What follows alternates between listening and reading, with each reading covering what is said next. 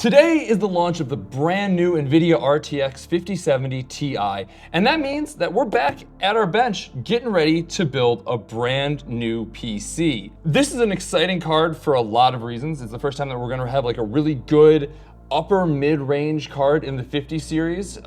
It's gonna do great for a wide range of build purposes. I mean, that's what we've got it for. We're kind of shooting for that nice mid-range where it'll work really well on both creator content and gaming content. And don't forget AI. Yeah, AI especially is a huge one for this. With 16 gigs of onboard VRAM, like it's gonna work really well. And we'll cover a little bit more into like what the tops looks like and everything as we're building.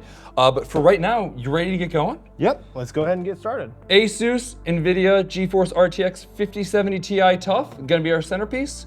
Let's dig in. For the CPU, we went with the 7800X3D because we thought, why not, for a great mid-range gaming system, have the best gaming CPU from last generation? First, let's go ahead and open up this ROG Strix B650A gaming Wi-Fi. Tons of expandability here. So we've got 4 SATA ports if you ever need to use those.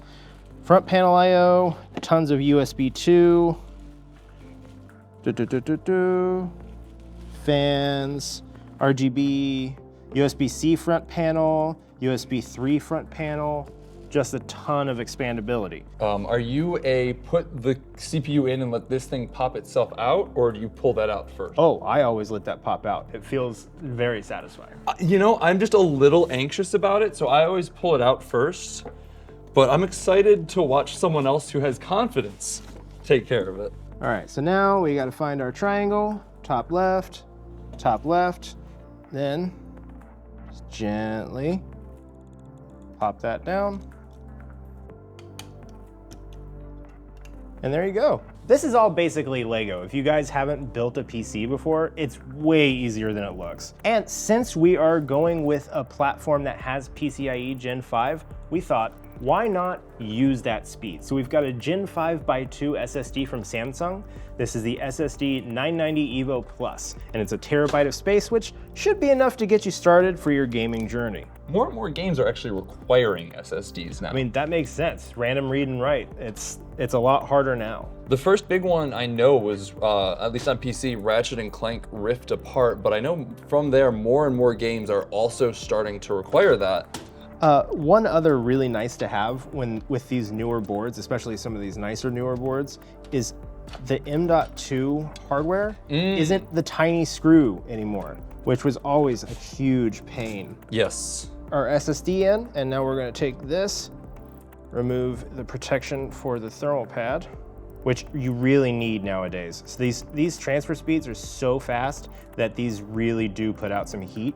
And if you don't have a way to dissipate that heat, it can cause, over time, it can cause damage to your SSD. As long as you're not really like beating your components, there's not a lot you can do to really mess up a computer at this point.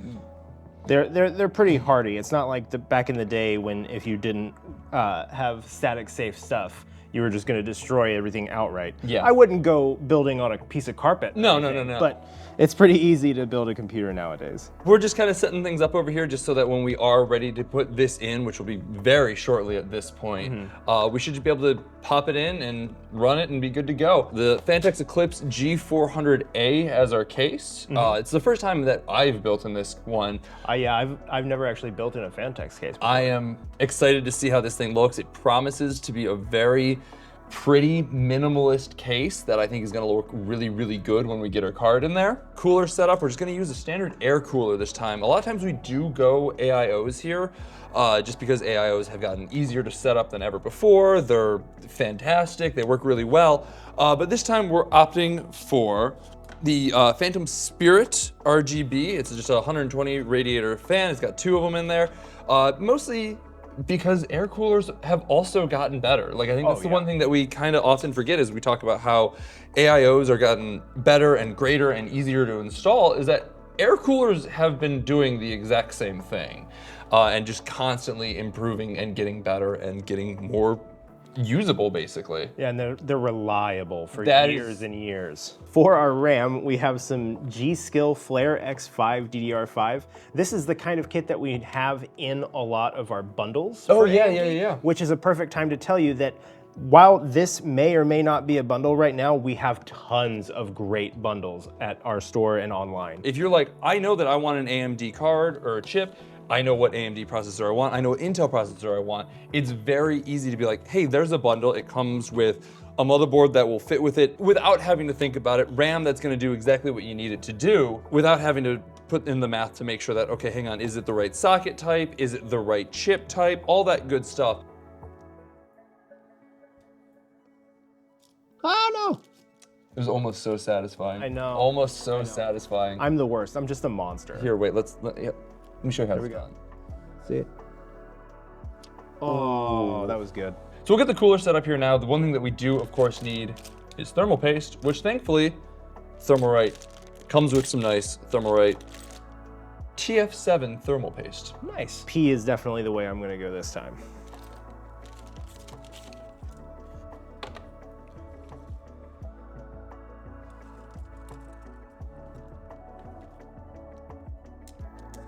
Never be afraid to consult the instruction manual. Oh yeah. Everything is a little bit different, and sometimes you just need a little help to remember which way it wants to go. No backplate needed. Okay. AMD is very easy in that way, in that almost every time it does not require a backplate, you just use what you got. Awesome. So, toss these four, I'm gonna just set those on. Oh, nice. And then, you're gonna toss these like that. A little bit of screw. So it looks like we've got the mounting points here. There you go. There, I've redeemed my peel. Make sure you check your coolers for stickers. They're on all of them. Sometimes if they've got the thermal paste applied, it's a very easy check. All right, so now we're just gonna go back and forth, tightening a little each time, making sure to apply even pressure. And if this is your first time building, you really don't want to crank down on this. You don't want to put too much pressure on your CPU because that could definitely cause some damage. Coolers have just the two screws on top like this one. Some will have multiple. If you can do it, do what's known as a star pattern. This is the same thing that you do if you're putting together like car tires or whatever. Yeah. Where you want to go across from each other. So you start in one corner, do the opposite corner, do the corner adjacent to that one, and then go to the opposite corner before you start again. That will keep it as even as possible while you're screwing it in, which will make it a lot easier to get a nice even fit, snug hold. That, equal pressure across the entire plane. exactly, and that's how you keep your processors cool. This part can be a little bit hectic if this is your first time building, because you got a very small target to get to. There we go. And now let's go ahead and get some screws. Perfect. I'm genuinely pretty excited about this launch. It's gonna start to actually bring, like, again, that nice mid-high level graphics card that I think is gonna hit just right for a ton of people. I think this is probably what I'm gonna end up upgrading to, because Really? right now I'm rocking a RX 6600, Okay. which I don't game a whole lot, so the RX 6600 has been fine, but I do like messing with LLMs, and Yeah. I just haven't been able to do that on my own home machine. So talk a little bit about that, because you are a little bit of our AI expert, at least as far as the video team goes.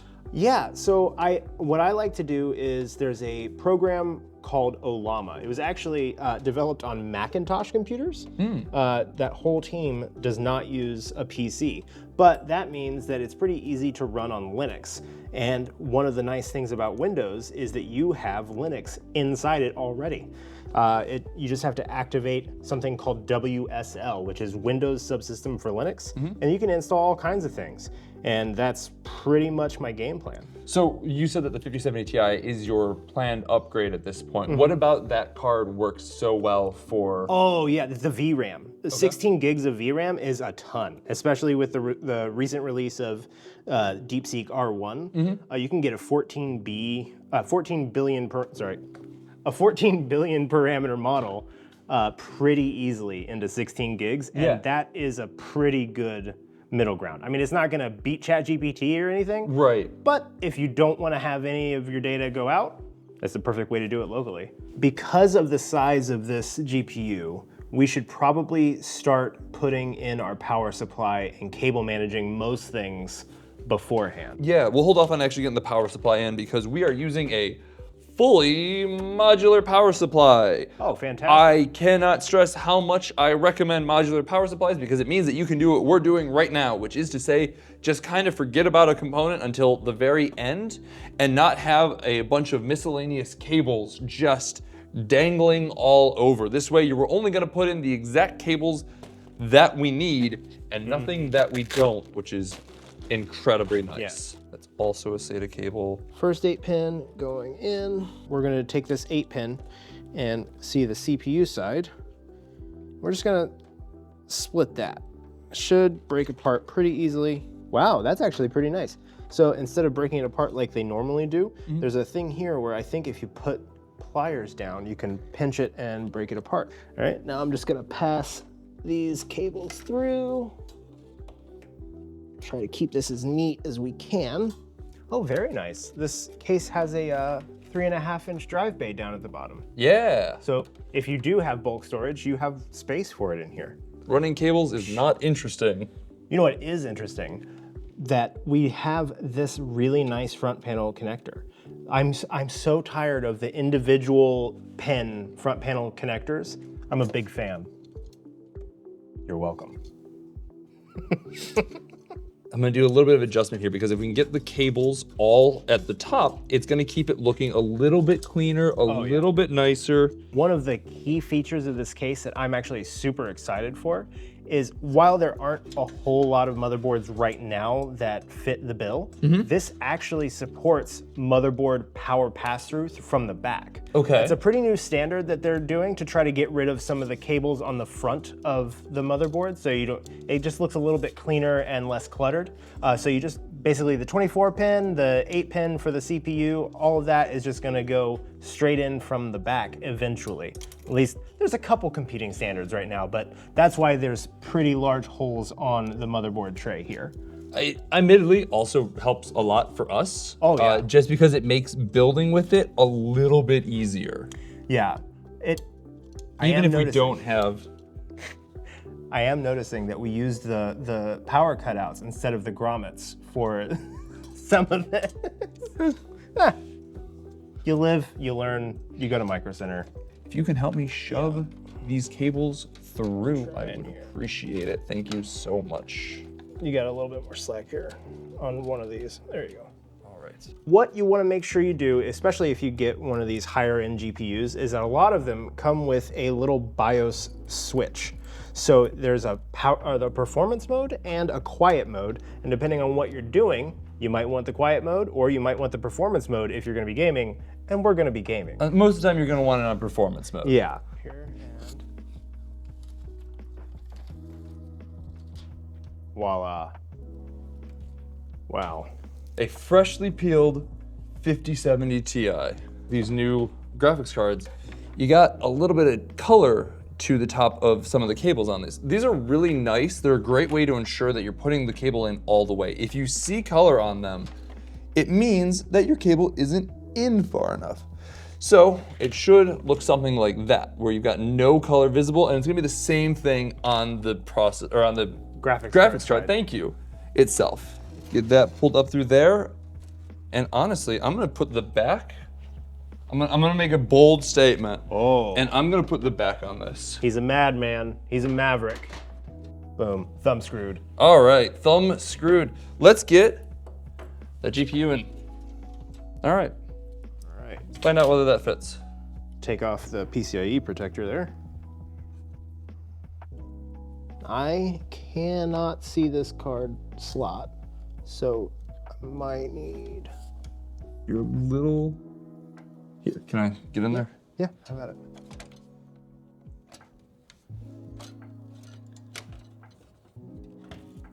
There we go, we're nice and snug in there. You were completely correct about which ones I need to pull out. Mirror fan peels. Ooh, good call, good call, good call. Ooh, that magnetic dust cover, that is nice. It's gonna make cleaning this case way easier. If this is the first you're hearing about it, you should clean your computer every now and again. Cable? Cable, make Let's sure do it. all the yellow is gone. Same deal, you just gotta make sure that, as Jacob said, all that yellow disappears. And with that, that's all gone. It's all gone. So we've got everything all attached again. We're set up, we got our plugs in, we got our power on. We should be good to go. The only thing we have left to do is, knock on wood, post. All right. Jacob, hit that power button. Let's see what happens. Oh, we got RGB. That's a good sign. It's looking real nice right off the bat. Got an indicator light. It's white. What do we got? What do we got? Hey, all right, that's a new CPU installed. Yeah, we'll hit Y, reset FTBM. Is that plugged in? Yes, there we go. Hey. All right, cool. And we should see BIOS here. I think we're good to go. This has been a great build. There is, of course, one last thing that we need to do. Oh, can I? Oh, you absolutely can. Just gonna, this one's already started to peel.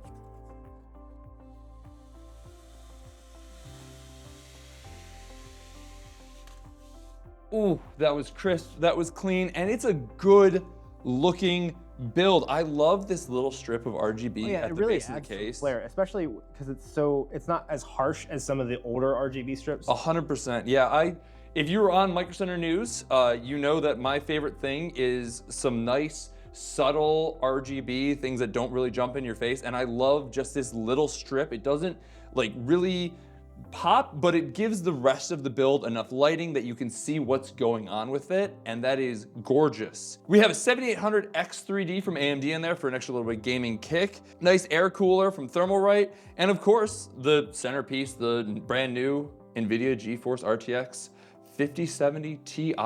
Which you can pick up at your local Micro Center starting today. And if you don't have a local Micro Center, put in the comments, hashtag I want a Micro Center near me. And as always, check out Microcenter News if you want to see a little bit more information about why we picked all the parts. I'll have that article up later today as well to kind of dig into each of these parts a little bit more than we did in the video itself. Perfect. Thank you so much.